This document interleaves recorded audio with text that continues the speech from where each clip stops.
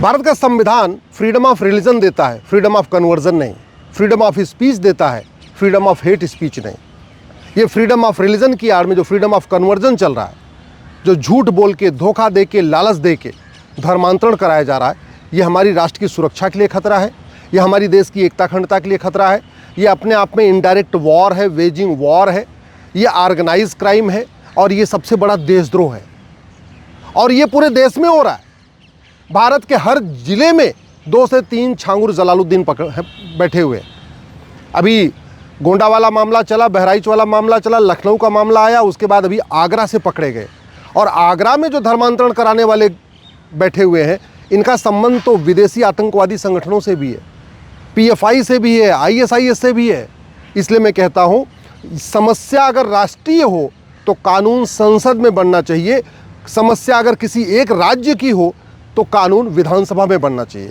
चूंकि धर्मांतरण पूरे देश में हो रहा है, गुजरात में भी हो रहा है, बंगाल में भी हो रहा है, केरल में भी हो रहा है, कर्नाटक में भी हो रहा है। धर्मांतरण उत्तर प्रदेश में भी हो रहा है, बिहार में भी हो रहा है, झारखंड में भी हो रहा है, राजस्थान में भी हो रहा है, महाराष्ट्र में भी हो रहा है, मध्य प्रदेश में भी हो रहा है, छत्तीसगढ़ में भी हो रहा है। धर्मांतरण पूरे देश में हो रहा है, इसलिए कानून संसद में बनना चाहिए और अलग से कानून बनाने की ज़रूरत नहीं है। ये जो BNS बना हुआ है, भारतीय न्याय संहिता जो बनी हुई है, इसी में एक नया चैप्टर जोड़ देना चाहिए, ऑफेंस रिलेटिंग टू कन्वर्जन। और ऑफेंस रिलेटिंग टू कन्वर्जन बना के उसी में कठोर दंड का प्रावधान करना चाहिए। अभी धर्मांतरण राष्ट्र की सुरक्षा के लिए खतरा है और राष्ट्र की सुरक्षा के लिए जो खतरा है उससे निपटने के लिए हमारे पास एक कानून भी है, NSA, नेशनल सिक्योरिटी एक्ट। लेकिन उत्तर प्रदेश के अलावा और बाकी राज्यों में NSA का उपयोग धर्मांतरण कराने वाले जिहादियों, मिशनरियों और उनके मददगारों पे नहीं हो रहा है। धर्मांतरण हमारी देश की एकता अखंडता के लिए खतरा है और जो देश की एकता अखंडता के लिए खतरा है उससे निपटने के लिए हमारे पास एक कानून है, UAPA। लेकिन उत्तर प्रदेश के अलावा किसी भी राज्य में धर्मांतरण कराने वाले जिहादियों, मिशनरियों और उनके मददगारों पे UAPA नहीं लगाया जा रहा। धर्मांतरण अपने आप में इनडायरेक्ट वॉर है, वेजिंग वॉर है। मुगल भी यहाँ धर्मांतरण कराने आए थे, अंग्रेज़ भी यहाँ धर्मांतरण कराने आए थे और मुगल चले गए, अंग्रेज़ चले गए, इसके बावजूद धर्मांतरण हो रहा है। और ऐसा नहीं किसी एक ज़िले में हो रहा है, 2 ज़िले में हो रहा है, हर ज़िले में 2 से 3 छांगुर जलालुद्दीन बैठे हुए। पंजाब में भी धर्मांतरण हो रहा है, मणिपुर, मिज़ोरम, मेघालय में भी धर्मांतरण हो रहा है, अरुणाचल में भी धर्मांतरण हो रहा है, लेह लद्दाख में भी धर्मांतरण हो रहा है। इसलिए मैं कहता हूँ, धर्मांतरण कराने वाले जिहादियों और मिशनरियों के खिलाफ वेजिंग वॉर की धारा लगानी चाहिए। वेजिंग वॉर की धारा आज तक लगी नहीं। अगर धर्मांतरण कराने वालों पे वेजिंग वॉर फिट नहीं है तो फिर ये धारा रखना ही बेकार है, किसी काम की नहीं है। धर्मांतरण एक ऑर्गेनाइज क्राइम है, कोई एक व्यक्ति नहीं करता। जो अभी जलालुद्दीन पकड़ा गया है, इसका भी पूरा गैंग है, पूरा नेटवर्क है। इसके तो 5000 गुर्गे हैं जो पूरे देश में घूम घूम के लफ्ज़ करते। ऐसे ही जो आगरा वाला पूरा गैंग पकड़ा गया, उसके तो विदेशी फंडिंग हो रही है, अमेरिका से फंडिंग, कनाडा से फंडिंग, ऑस्ट्रेलिया से फंडिंग, दुबई से फंडिंग, अरब, कुवैत, बहरीन से फंडिंग हो रही है। जो अरब में पकड़ा गया उसका कनेक्शन जाकिर नाइक से भी है, ISIS से भी है, PFI से भी है। इसके बावजूद धर्मांतरण कराने वाले मिशनरियों, जिहादियों और उनके मददगारों पे ऑर्गेनाइज क्राइम की धारा लगती नहीं है। यूपी में तो गैंगस्टर लगाते हैं, लेकिन बाकी जगह कुछ नहीं हो रहा है। धर्मांतरण से बड़ा कोई देशद्रोह नहीं है। भारत के लोग जो वसुधैव कुटुंबकम को मानते हैं, उनको विदेशी मजहब में कन्वर्ट कर देना, इससे बड़ा कोई देशद्रोह नहीं है। भारत के लोग जो सर्वमंगल मांगल्य को मानते हैं, जो सर्वे भवन्तु सुखिनः को मानते हैं, जो इक्वलिटी, जस्टिस, लिबर्टी को मानते हैं, उनको विदेशी पंथ में कन्वर्ट कर देना, इससे बड़ा कोई देशद्रोह नहीं है। इसके बावजूद धर्मांतरण कराने वाले मिशनरियों, जिहादियों और उनके मददगारों पे देशद्रोह की धारा नहीं लग रही है। इसलिए मैं सरकार से निवेदन कर रहा हूँ, तत्काल इसी संसद सत्र में धर्मांतरण के खिलाफ बिल पेश करें। ये नया जो BNS बना, इसको अमेंड करें। एक इसमें नया चैप्टर जोड़े, ऑफेंस रिलेटिंग टू कन्वर्जन, और ऑफेंस रिलेटिंग टू कन्वर्जन जोड़ के उसी में लिख दें कि धर्मांतरण कराने वालों पे NSA भी लगेगा, UAPA भी लगेगा, वेजिंग वॉर भी लगेगा, देशद्रोह भी लगेगा, गैंगस्टर भी लगेगा।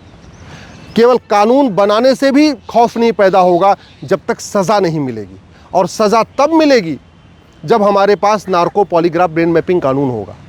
ये धर्मांतरण कराने वाले जिहादी इतने पावरफुल हैं, इतने खतरनाक हैं, इनके खिलाफ कोई गवाही देने से डरता है। लब जिहाद की 99% घटनाएं सामने आ ही नहीं पा रही हैं, क्योंकि बेटियों को चिंता रहती है कि अगर हम FIR करा देंगे, हमें फिर ट्रायल कोर्ट में जाना पड़ेगा, वहाँ हमारी इज्जत तार तार हो जाएगी, वहाँ क्रॉस एग्जामिनेशन होगा, फिर वहाँ गवाहों के बयान होंगे। जो बेटी लब जिहाद से पीड़ित है वो गवाह कहाँ से लाएगी? इसलिए मैं कह रहा हूँ, धर्मांतरण कराने वाले मिशनरियों, जिहादियों, उनके मददगारों का narco polygraph brain mapping test करना ज़रूरी है। और वो तभी हो सकता है जब इसके लिए कानून हो, क्योंकि अपनी मर्जी से तो टेस्ट करवाएंगे नहीं। धर्मांतरण कराने वाले मिशनरियों, जिहादियों की नागरिकता ख़त्म करना ज़रूरी है। और वो तभी हो सकता है जब 1955 का जो सिटीजनशिप एक्ट है उसको बदला जाए। जब तक वो कानून है तब तक इनकी नागरिकता ख़त्म नहीं होगी। 100% प्रॉपर्टी जब्त करने के लिए आपको प्रावधान करना पड़ेगा, तब जाके धर्मांतरण रुकेगा। और धर्मांतरण चूँकि बहुत बड़ा धंधा बन चुका है, फ़ायदेमंद धंधा है। छांगुर जलालुद्दीन को 500 करोड़ तो FCRA के ज़रिए आया, और 500 करोड़ अंदर, भारत के अंदर से उसको हवाला के ज़रिए मिला, 1000 करोड़ मिला है। छांगुर जलालुद्दीन का नेटवर्क 600 जिलों में है। 600 जिलों में 5000 गुर्गे उसके हैं जो पूरा यही काम करते हैं, लब जिहाद करते हैं, धर्मांतरण करते हैं। इसलिए मैं कहता हूँ इस FCRA कानून को ख़त्म करना पड़ेगा। नहीं चाहिए विदेशी फंडिंग। हम साल 2 साल 4 साल विदेश, हमें बिल्कुल कोई फंडिंग की ज़रूरत नहीं है। एक बार देश सुरक्षित हो जाएगा, फिर नया कानून बन जाएगा, फिर फंडिंग आ जाएगी। क्या ज़रूरत है? ये 2010 में जो FCRA का बनाया था वो इसी काम के लिए बनाया था, जिहादियों की, मिशनरियों की, अलगाववादियों की, कट्टरपंथियों की, माओवादियों की, नक्सलियों की फंडिंग कराने के लिए बनाया था। इसलिए जब तक FCRA ख़त्म नहीं होगा तब तक विदेशी फंडिंग नहीं ख़त्म होगी। जब तक विदेशी फंडिंग नहीं ख़त्म होगी तब तक धर्मांतरण नहीं रुकेगा। धर्मांतरण की जो और फंडिंग हो रही है वो भारत के अंदर से हो रही है। ये जो ड्रग का कारोबार चल रहा है, जिसके कारण लाखों परिवार बर्बाद हो चुके हैं, इस ड्रग का जो पैसा आ रहा है वो धर्मांतरण में खर्च हो रहा है, लब जिहाद में खर्च हो रहा है। ये जो यहाँ पे घुसपैठियों को बसाया जा रहा है, उनकी फंडिंग भी इसी से हो रही है, ड्रग कारोबार से। इसलिए मैं कहता हूँ धर्मांतरण रोकना है तो ड्रग स्मगलिंग रोकना होगा। और ड्रग स्मगलिंग तभी रुकेगी जब नशा तस्करों का narco polygraph brain mapping test होगा, इनकी 100% प्रॉपर्टी जब्त होगी, इनकी नागरिकता ख़त्म होगी, और ड्रग स्मगलर को साल भर के अंदर फांसी होगी। धर्मांतरण की और जो फंडिंग होती है वो नकली दवाओं के कारोबार से होती है, और नकली दवाओं के कारोबार से लाखों लोग मर चुके हैं। और नकली दवाओं का कारोबार इसलिए चल रहा है क्योंकि 1940 का जो ड्रग एक्ट है वो महा घटिया है, महा सड़ा हुआ है। तो धर्मांतरण रोकना है तो नकली दवाओं का कारोबार रोकना होगा। नकली दवाओं का कारोबार तब रुकेगा जब 1940 का ड्रग एक्ट है उसको बदला जाएगा, और बाकायदा जो नकली दवा बना के बेचेगा ऐसे लोगों को फांसी देने के लिए कानून बनेगा। धर्मांतरण की जो बाकी और फंडिंग हो रही है वो भारत के अंदर चंदा इकट्ठा करके हो रही है, उस चंदे पे भी कंट्रोल करना पड़ेगा। धर्मांतरण की एक और जो फंडिंग हो रही है हवाला के ज़रिए हो रही है, और हवाला तभी रुकेगा जब 100 रुपये से बड़ी नोट बंद होगी। धर्मांतरण की फंडिंग काले धन से होती है, और काला धन तभी रुकेगा जब 5000 रुपये से महंगे सामान का कैश लेन देन बंद होगा। धर्मांतरण कराने वालों को बेनामी फंडिंग होती है, उनको फ्लैट दे दिया जाएगा, उनको कार दे दिया जाएगा, उनको बाइक दे दिया जाएगा, अलग अलग लोग उनके नाम से खरीद के देते हैं। और वो तभी रुकेगा जब 50,000 रुपये से महंगी संपत्ति या वस्तु को आधार से लिंक कर दिया जाएगा।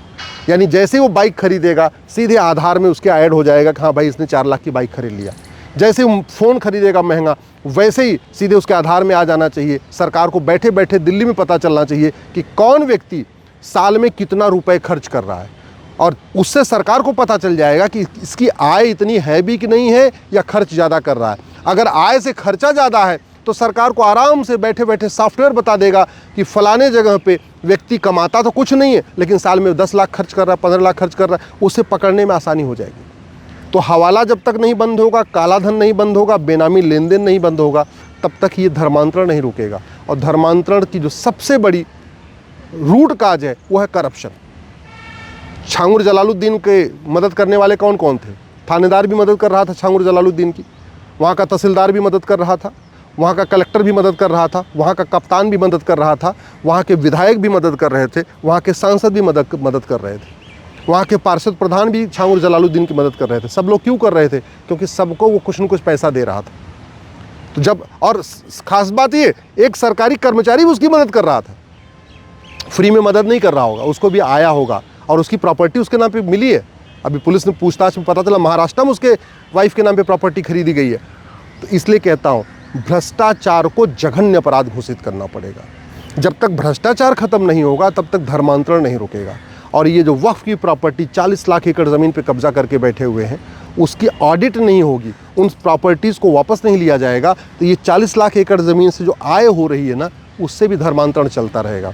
तो धर्मांतरण रोकना है तो विदेशी फंडिंग भी रोकनी पड़ेगी, कालाधन हवाला भ्रष्टाचार भी खत्म करना पड़ेगा, वक्फी ज़मीनों के ऑडिट करके उसको सरकार को वापस ले लेना पड़ेगा। और सबसे बड़ी बात, नार्को पॉलीग्राफ ब्रेन मैपिंग कानून बना के इनको साल भर के अंदर फांसी देना होगा, तब जाके धर्मांतरण रुकेगा, तब भारत बचेगा। और अगर धर्मांतरण नहीं रुका तो भारत बर्बाद हो जाएगा। प्रतिदिन 1500 हिंदू परिवारों का धर्मांतरण हो रहा है, प्रतिदिन 1000 बेटियां लफ्ज़-ए-हाथ का शिकार हो रही हैं, साल में 5 लाख बहन बेटियां गायब हो रही हैं। अगर इसको नहीं रोका गया तत्काल और पार्लियामेंट में इस पे कानून नहीं बना तो धर्मांतरण नहीं रुकेगा। इसलिए मैं कहता हूं सब लोग आवाज़ उठाएं और पार्लियामेंट में इसके खिलाफ इसी सत्र में कानून बनाएं।